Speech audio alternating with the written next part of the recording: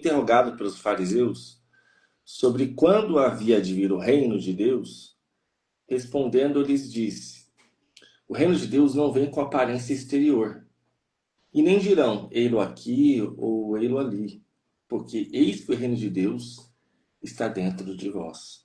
Então é muito importante você entender que quando Jesus fala que o reino de Deus, ele não vem com aparência, ele não vem com ostentação e que ele não está ali nem aqui, é porque o reino de Deus é o governo, e esse governo tem que estar sobre a tua vida, sobre o teu coração, sobre a tua alma. Qual que é o grande problema de hoje? Os crentes não aceitam o governo de Deus. É isso mesmo. Os crentes não aceitam a vontade de Deus. Os crentes, eles até mesmo jejuam, oram, vão aos cultos, mas não conseguem ouvir uma correção, não conseguem ouvir um conselho.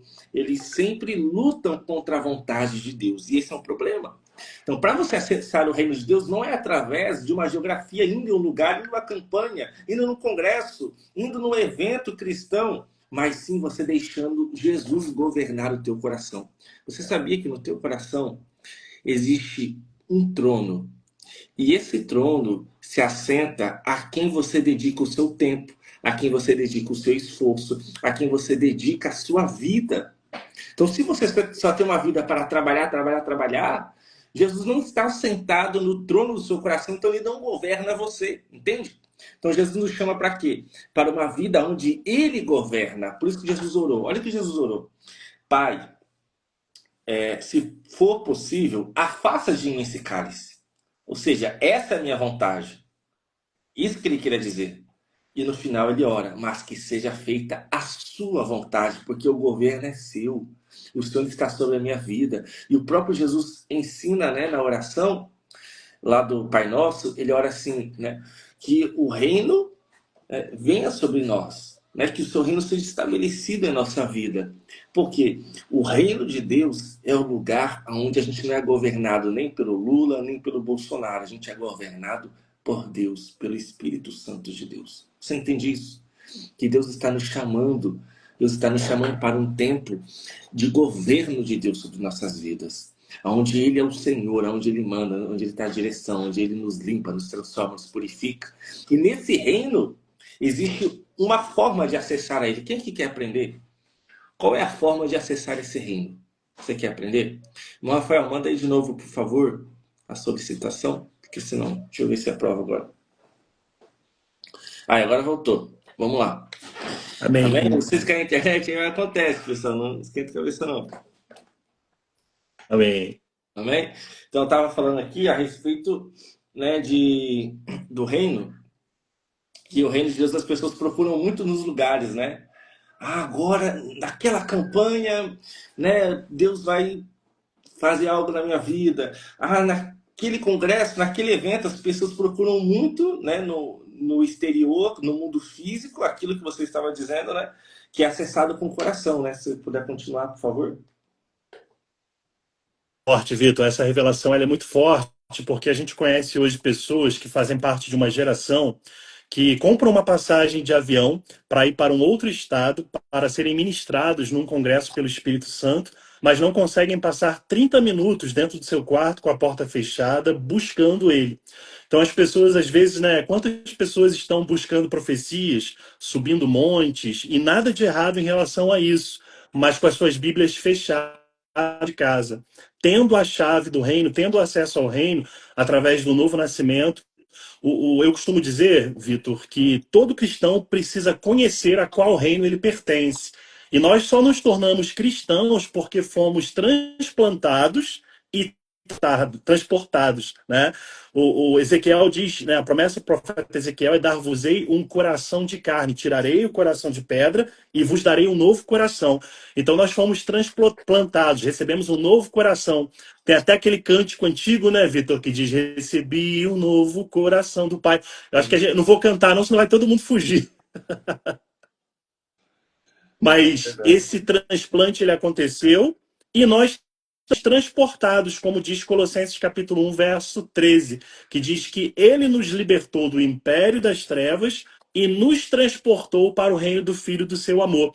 O que eu penso que é interessante também a gente ressaltar, Vitor, muitos pregadores, muitos ministros, até sem mal intenção, costumam dizer que as trevas são o reino, falam reino das trevas. Mas, na verdade, as trevas não são um reino, porque para haver um reino, precisa haver um rei coroado, um rei instituído. E Satanás não é rei. A Bíblia, sempre quando fala de Satanás, ela diz que ele é o príncipe da potestade do ar, o príncipe das trevas. Jesus disse: vem aí o príncipe deste mundo em quem eu não tenho nada.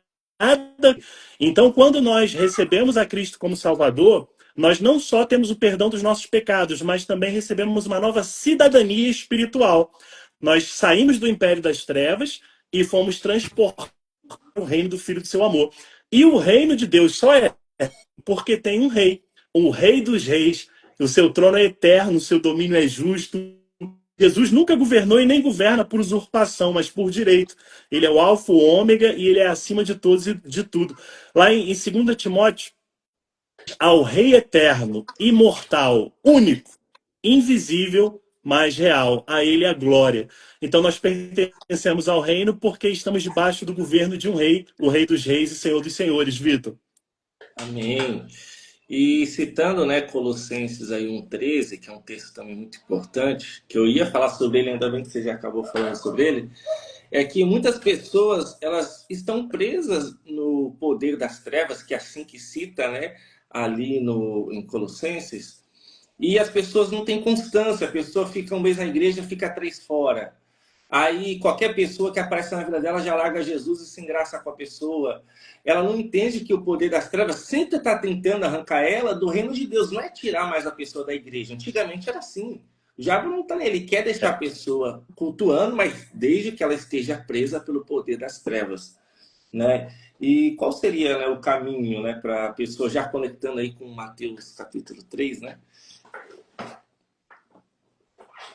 Benção. A conexão o acesso ao reino, ele começa com um degrau chamado arrependimento. O nosso irmão Bezerra aqui está colocando aqui, quem é esse rei, o rei da glória, Salmos 24, aleluia, louvado seja o nome do Senhor. A primeiro degrau da escada de acesso ao reino de Deus se chama arrependimento.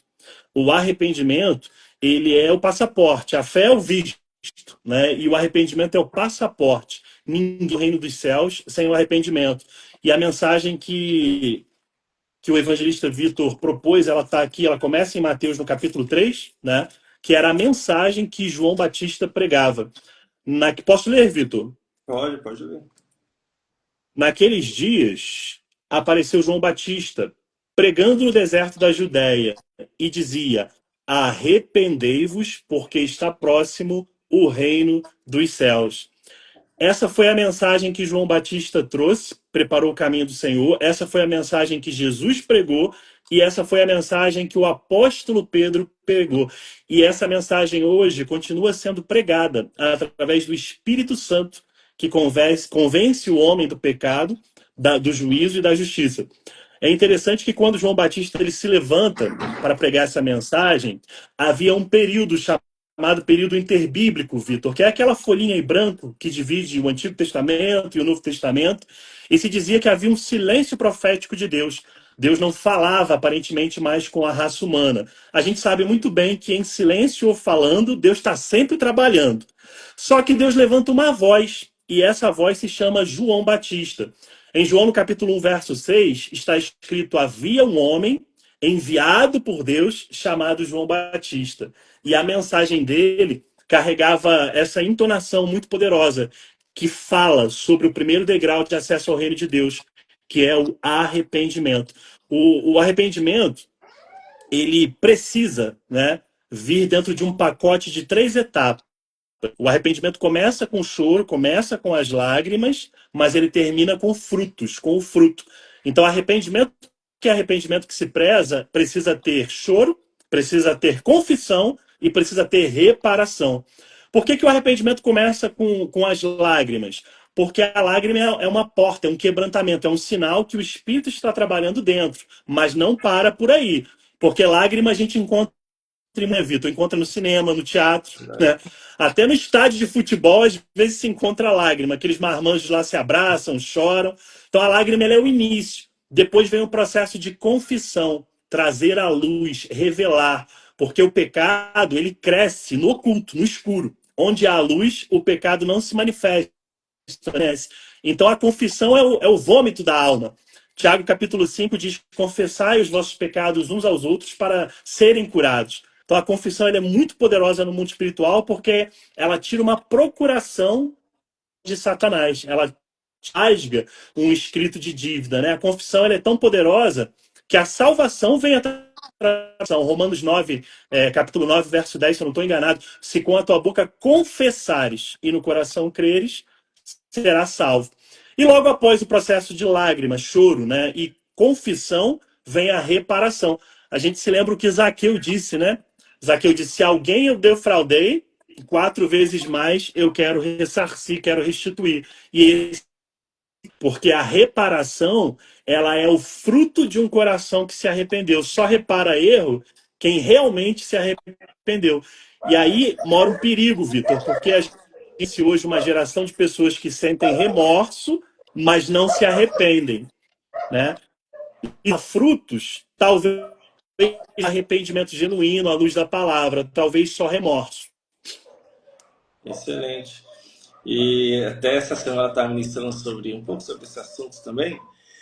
E uma das coisas que eu instruí ali os irmãos é não acreditar no próprio coração, porque como o nosso coração é enganoso, como está lá em Jeremias, o nosso próprio coração nunca vai nos confrontar sobre o pecado. Sempre a gente vai achar que a gente está certo, que a gente não tem que pedir perdão, que do jeito que tá bom, né? Mas quando a gente é confrontado pela palavra, a gente começa a enxergar aquilo que só a luz de Deus, a luz que vem através da palavra, né, clareando nossa mente, nosso entendimento, fazendo com que a nossa consciência aponte ali nossos erros, que vai gerar em nós essa sede de transformação, de mudança, de arrependimento, onde tem lágrimas sinceras, onde tem um coração ali quebrantado verdadeiramente.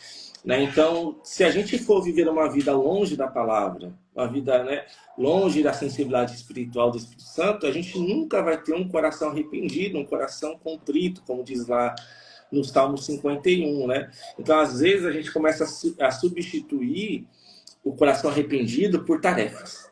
A gente pensa que o reino de Deus é só tarefa. Não, estou fazendo muito, e eu vou no culto, eu vou na campanha, e no congresso eu estou na porta, e eu limpo a igreja, eu vou no evangelismo. Só que está fazendo muitas tarefas, mas o coração não está sendo governado, né, por Deus. Isso é um perigo porque entra o ativismo religioso. Né?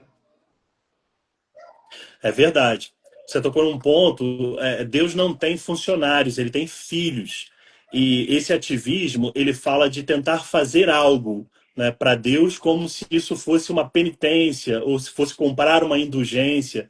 Né? E o verdadeiro arrependimento, ele mostra pelos frutos através do confronto com a palavra. A palavra é o martelo que esmiuça a penha. A palavra ela não é um analgésico, ela é um bisturi que vai arrancar o mal pela raiz, né? Que vai nos expor. Ela vai lançar luz naquilo que há em trevas.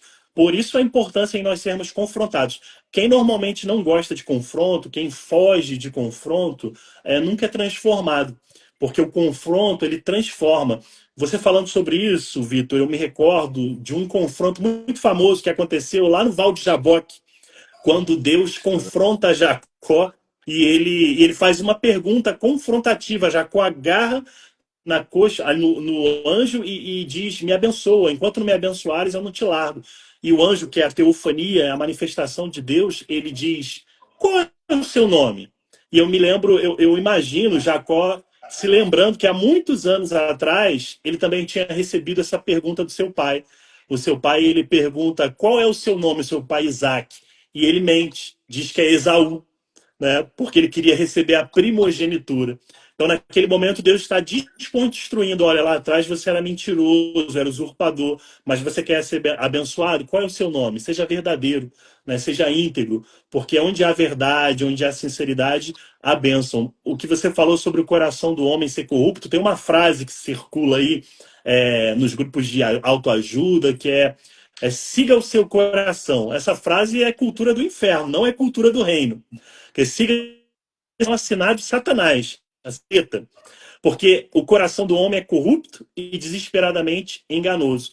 O cristão ele não segue o coração, ele segue a palavra. A palavra é o farol do cristão, é a bússola, é a nossa luz.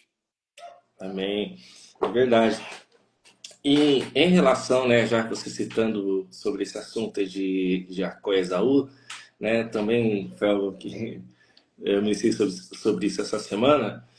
E Esaú ele foi um grande exemplo de vender os valores, né? Os valores ali no caso foi, né, os valores, os princípios, né? Por aquela recompensa. E muitas vezes as pessoas trocam o reino de Deus, porque o reino de Deus ele tem os seus princípios de amar o próximo, de orar pelos inimigos, né? Amando também os inimigos, colocando a Deus acima de tudo. E infelizmente isso é uma mensagem que está escondida da igreja. Pouco se vê a mensagem sobre o reino, sobre o que é o reino, sobre, né, o sentido do arrependimento. Porque muitas vezes as pessoas pregam arrependimento, mas não conectado isso como porta de entrada para o reino. Então, Esaú ali ele foi um grande exemplo né, como muitas vezes a gente também troca os princípios do reino e depois quer reclamar por que a gente não tem acesso à bênção, sendo que a gente vendeu aquilo. Amém? É verdade, Vitor. Amém. O reino de Deus, ele é um reino legalístico, é um reino jurídico. O Romanos 14, o reino de Deus não é bebida, mas justiça, paz e alegria no Espírito Santo. Então, o reino de Deus, ele começa com justiça. E em Mateus 6,33 diz: buscai, pois, em primeiro lugar ao reino e a sua justiça. O reino de Deus, ele é justo. A justiça do reino não é uma toga, é a natureza. O reino de Deus, ele a justiça não é negociada no reino de Deus, porque as bases do trono de Deus são justiça e juízo. Então, o Senhor Deus, ele é um Deus que ama a justiça e odeia a iniquidade. Lá em Jeremias 23, se eu não estou enganado, diz que Deus ama fazer na terra três coisas, né? Ele diz: não se glorie o sábio na sua sabedoria, nem o forte na sua força, nem o rico na sua.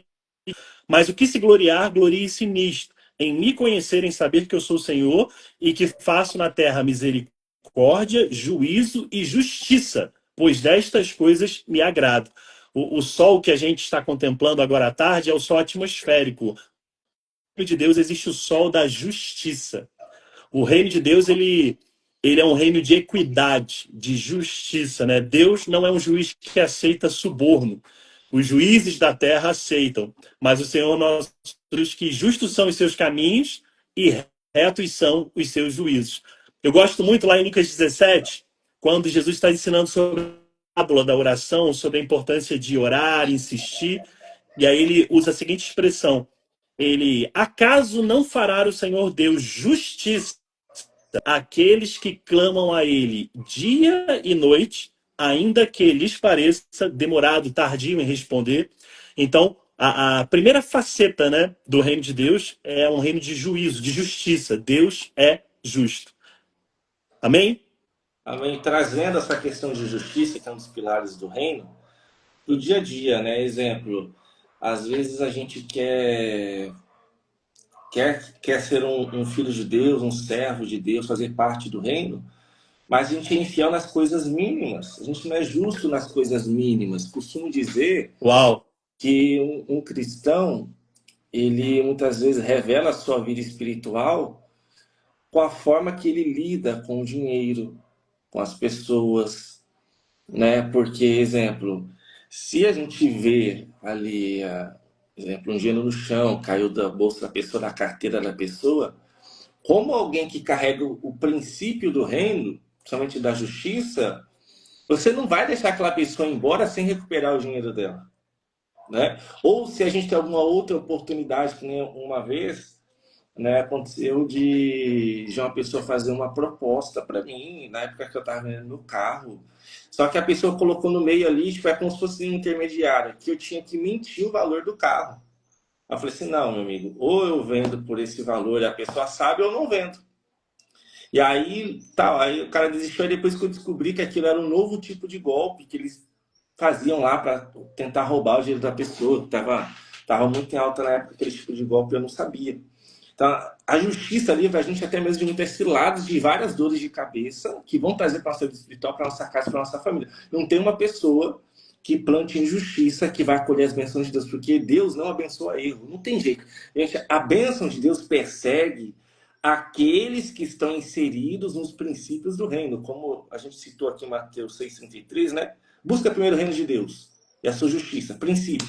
Então, todas as coisas, as bênçãos que você precisa, a sua necessidade diária, ela vai te perseguir. Estou dizendo que vai ser mil maravilhas, que vai ser glória e luxo. Mas aquilo que a gente precisa, a nossa necessidade, o pão de cada dia, o Senhor manda na nossa porta. Então, às vezes, a gente fica tão desesperado buscando as bênçãos. Ai, tem que buscar bênção, minha bênção está faltando, não sei o quê. E a gente não entende que a gente está quebrando o princípio que é ter o reino de Deus em primeiro lugar em nossas vidas. Né? E aí a pessoa entra num ciclo vicioso de ansiedade, de preocupação, porque Mateus 6, somente essa parte final aqui, né, do versículo 25 em diante, fala muito sobre ansiedade, sobre preocupação. Então Jesus ele vai pregar sobre os pássaros, sobre os lírios, né, que todos eles são cuidados por Deus. Imagine nós, né, que somos filhos de Deus, que somos participantes do reino. Então chega um tempo da gente esvaziar um pouco a nossa mente da preocupação, né, do desespero, da loucura, da inquietação e da precipitação, e começar a depositar em Deus nossa confiança e aprender que quando colocamos Ele em primeiro lugar, a bênção de Deus chega à nossa porta. Só para fechar aqui esse pensamento. E quando eu casei em 2017, né, eu fui, aí a gente, com minha esposa, a gente começou a morar de aluguel, né, a gente não tinha condição de comprar casa ainda. E aí um dia eu fui fazer oração, e aí o Espírito Santo falou assim comigo: olha, vocês vão passar uma luta financeira. E estava tudo bem naquele momento. E aí eu contei para ela e assim aconteceu. Não foi alguns dias, foram alguns anos, sabe? Só que no meio desse período aconteceu de um pastor, né, ligar pra gente e falar assim: ó, passa aqui em casa que eu preciso falar com você. Aí ele pegou e falou assim: ó, eu fiz um propósito com Deus e falei para Deus que ia dar esse envelope aqui para alguém que fizesse a obra de Deus com amor. E a pessoa que Deus colocou no coração foi você. Pega esse envelope e abre quando chegar na tua casa. Eu cheguei em casa, que eu abri aquele envelope, tinha R$ 1.000, que era o dinheiro que eu precisava para pagar aquelas contas do mês que já estavam ficando atrasadas. E foi ali que eu percebi: Glória a Deus. nossa, Deus se importa comigo. Deus conhece a minha necessidade. Ele me colocou na aprovação, mas Ele vai mandar aquilo que eu preciso. Se Ele mandou isso, Ele vai mandar mais, Ele vai prover mais. E aquilo foi um destravar para mim, porque eu aprendi a dependência de Deus. E antes eu vivia nesse erro, né, de não, mesmo, né, sendo obreiro, já não tinha entendido ainda o princípio de fazer parte do reino, de buscar primeiro o reino, porque tudo aquilo que eu precisava, Deus iria mandar. Amém? Bênção, muito forte. Eu tenho aprendido a amar a sua vida, Vitor, porque sempre quando a gente se fala, eu vejo quanto você carrega o reino de Deus na sua vida e quanto você manifesta o reino. Porque tem pessoas que carregam o reino, mas ainda não manifestam o reino de Deus, né? O senso de um cristão ele precisa ser muito aflorado, porque nós somos filhos da justiça, nós somos carvalhos de justiça. E muitas das vezes somos até injustiçados por levantarmos a bandeira da cultura do reino de Deus. Mas é muito melhor sofrer injustiças por amor ao reino do que cometer elas. Em Mateus, no capítulo 5, diz: bem-aventurado aqueles que têm fome e sede de justiça, porque deles é o reino. Então eu louvo a Deus pela sua vida, né? Você é um embaixador do reino de Deus na terra. Você tem sido uma voz profética, né? Você se dedica muito ao ensino, ao estudo da palavra. Quando você falava sobre reino, eu me recordava do versículo que está lá no final de Juízes. Deixa eu só mandar aqui um paz do Senhor aqui para o Mateus, evangelista Mateus Oficial, nosso amigo em Cristo. Neide, paz do Senhor Jesus, irmã Neide. Paz do Senhor Cláudio, discípulo Léo, todos os irmãos que estão conosco aqui nessa live. Que Deus continue abençoando vocês em Cristo. Você que pode, seja um evangelista, compartilhe essa live para que mais pessoas possam ser alcançadas por este esclarecimento em relação ao reino de Deus. Lá em Juízes capítulo 21, verso 25, está escrito que naqueles dias não havia rei em Israel, e cada um fazia o que achava reto aos seus próprios olhos. Israel, Vitor, tinha rejeitado o reinado de Deus. Então, um dos períodos mais tristes da história de Israel, um dos períodos mais negros da história de Israel, é o período dos juízes, porque exatamente cada um fazia o que era reto aos seus próprios olhos. Eles tinham líderes, eram líderes temporários, mas eles não estavam debaixo de um governo. E quem não pertence a um reino, quem não tem um rei, se torna refém de si mesmo, porque vive a vida sem direção. Imagina uma sociedade onde não se tem parâmetros, onde se há um relativismo da verdade, como nós vivemos hoje. E o culto à opinião pessoal acaba sendo o desprezo pela palavra de Deus. É o eu acho, eu sinto, para mim tá certo. E certamente, onde não há rei, há ruína. E onde não há reino, o caos governa. Então, que a gente possa, nessa tarde tão abençoado, cantar aquele cântico antigo que diz: Vem reinar de novo em mim, reina em mim com o teu poder. Porque quando o reino de Deus se estabelece, o reino de Deus, quando ele se estabelece dentro de um cristão, ele começa a manifestar o reino de Deus com justiça, paz e alegria. A justiça quando você recebe um troco errado e você faz questão de ir lá para devolver, independente do valor, porque você não quer ficar com nada que não é seu, você não quer levar vantagem, né? Hoje a gente, infelizmente, vive numa sociedade que existem muitas pessoas que não têm parâmetros, porque não estão debaixo do juízo do reino. Então, elas que fazem as próprias leis, sejam morais, né, sejam relacionamento. Então, é bom pertencer a um rei. É bom estarmos nas mãos do nosso rei Jesus e pertencermos ao reino dele. Então, eu quero louvar a Deus pela sua vida, né, por você continuar sendo esse embaixador do reino de Deus. Amém, querido Vitor? Amém, pastor. Chegando nessa parte já final, né?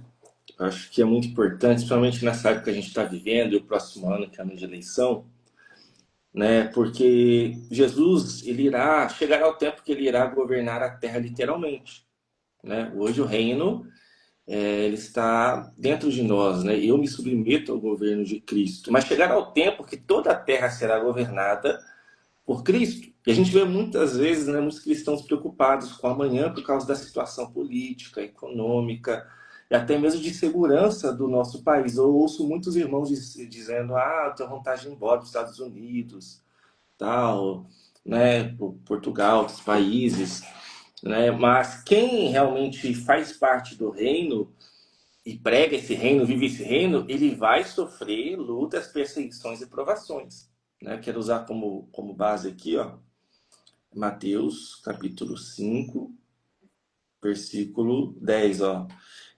Bem-aventurados que padecem perseguição por causa da justiça, porque deles é o reino Uau. dos céus.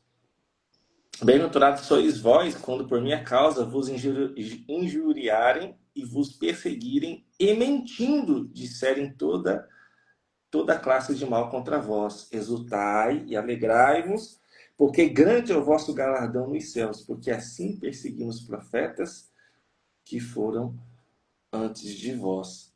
Amém? Então, né, se a gente faz parte disso aí, nós temos que esperar o quê?